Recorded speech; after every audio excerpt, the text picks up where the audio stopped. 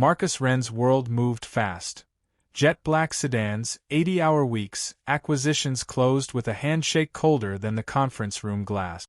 He didn't slow down, not even when his driver warned him the brakes were sluggish. "Keep going," Marcus said. Time was money, and he had plenty of both to burn.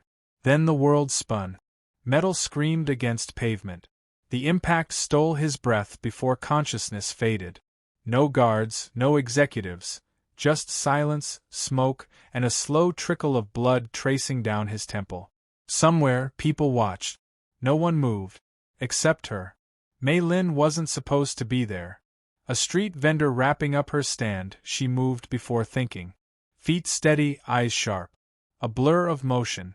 She slipped between gawkers and yanked open the mangled door.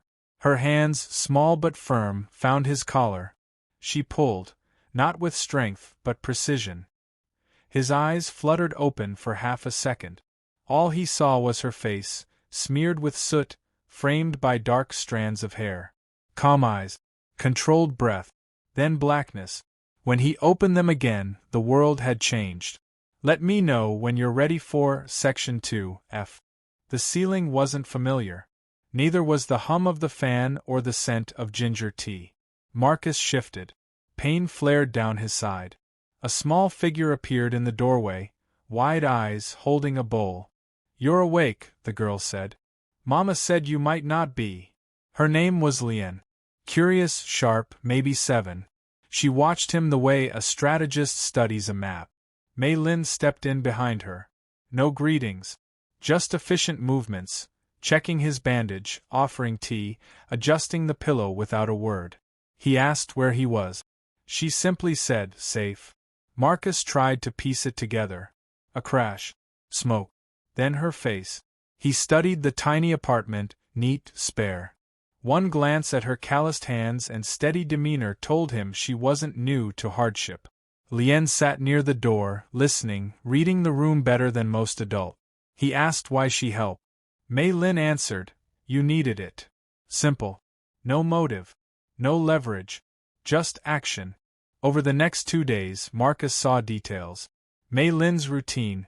Up before dawn, returning late, always composed. Lien doing homework, correcting a textbook with a pen because the answer key was wrong. He asked where Lien's father was. Mei Lin paused, then replied, "Gone." No self-pity. Just fact. Marcus, who'd built empires reading people, couldn't read her. That intrigued him more than anything.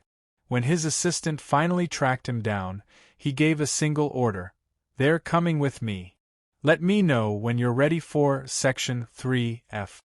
The estate's gates opened, but Marcus saw who really stepped through them: judgment. Silent glances from staff, tightened smiles. Mei Lin walked with quiet poise, Lien clutching her hand. No apologies, no explanations.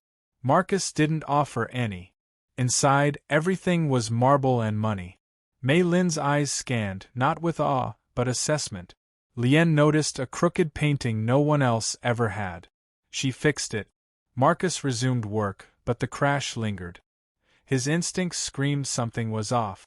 Mei Lin said little, yet her observations pierced deeper than his analyst's. "The driver's account doesn't match the route," she said one night. "Someone changed course." He checked. She was right. A file went missing. Mei Lin remembered who had last touched it. One of his senior aides, trusted, polished, but now nervous. Meanwhile, Devon, his COO, grew more assertive. Too eager to take meetings Marcus couldn't attend. Too smooth. Marcus watched. Mei Lin noticed. Marcus stopped delegating. He started watching. Mei Lin pointed out the patterns first. Minor account discrepancies, shipment delays that never made sense. One night, she handed him a list. Names. Date. Numbers. She didn't explain. She didn't need to. Lien had overheard Devon on a call. "He said something about pushing a vote up," she whispered. "Said you wouldn't be able to stop it." That night, Marcus dug. Offshore transfers. Shell companies linked to Devon's brother-in-law. Internal memos forged. He hadn't seen it. He'd been too busy running the empire to notice it was rotting from within. Mei Lin helped gather evidence.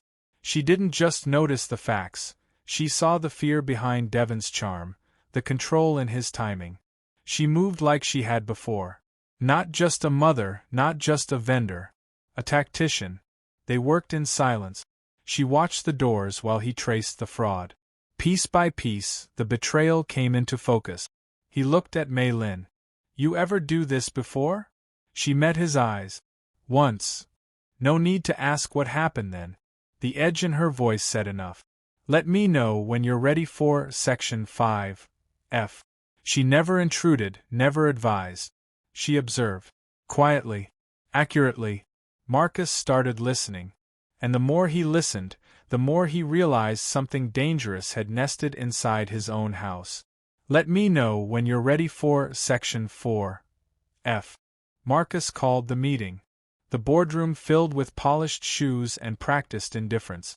Devon walked in last, confident, unaware. Marcus didn't start with accusations. He laid out numbers, timelines, names. Silence thickened. Then he handed Mei Lin a folder. She slid it to the head of legal. Inside, proof. Transfer logs, voice transcripts, photos. Devon's signature where it shouldn't be. Devon laughed. This is ridiculous. Marcus didn't respond. He hit play. A recording. Devon's voice clear. He's out. By the time he wakes up, the vote's done. No more laughter. Security stepped in. Devon tried to speak, but the silence had shifted. The board wasn't looking at him anymore. They were looking at Marcus and Mei Lin. Marcus stood. Loyalty isn't what you say when people are watching. It's what you do when they're not. He didn't thank Mei Lin in a grand speech. He simply looked at her and nodded. Respect without performance. For the first time, the room followed his lead. Let me know when you're ready for Section 6. F. Marcus offered her a title. She refused it. He offered money. She refused that too. Instead, she asked for space. An old warehouse, unused and forgotten. She turned it into a self-defense school. No fanfare. No name on the door. Just lessons and discipline passed on to girls who'd been overlooked like she once was. Lien thrived. Enrolled in a private school under Marcus's name, but never treated like a charity case.